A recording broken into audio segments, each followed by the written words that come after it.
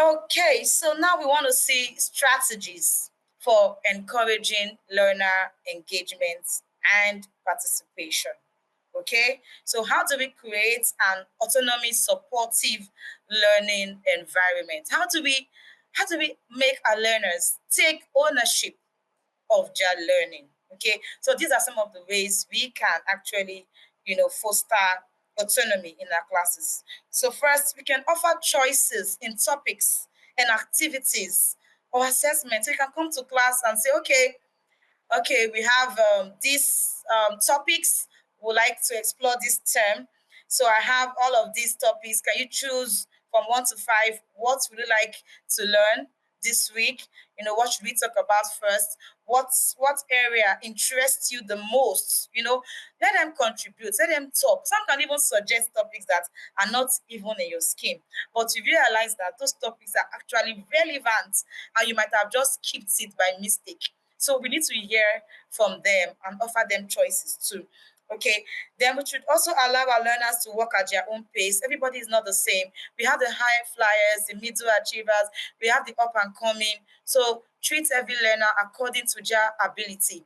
We should also provide opportunities for learners to reflect on their learning. So let's not just overload them with too much content every time content. Let them have some time to even reflect. What have you learned today? What have you learned this week? What are your takeaways from what we talked about in the last class? What can you remember? Okay, so let's give them all of these opportunities. Thank you. Next slide, please.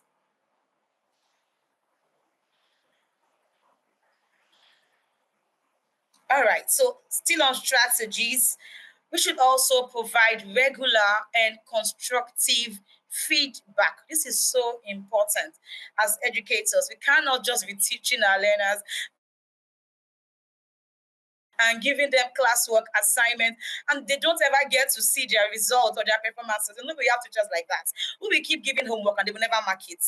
They will never check through to know if the homework was properly done or not. So let's not do that. Let's provide regular constructive feedback. Otherwise, we are going to demotivate them. The next time we give them assignment, they will say, "Oh, he won't even check. He doesn't even care. So why should I do the homework?" So we should do that. Encourage learners to reflect on their strengths and their weaknesses as well. So when you give them feedback, let them reflect on what they've done well and what needs improvement. Let's help learners to set specific, achievable goals. This is something I did with my learners back then. Even at year 3, year 4, talking about children of 7, 8-year-olds. Once you come to my class at the beginning of the session, I will always tell you, get a piece of paper and write down at least 5 things that you want to improve before you leave my class.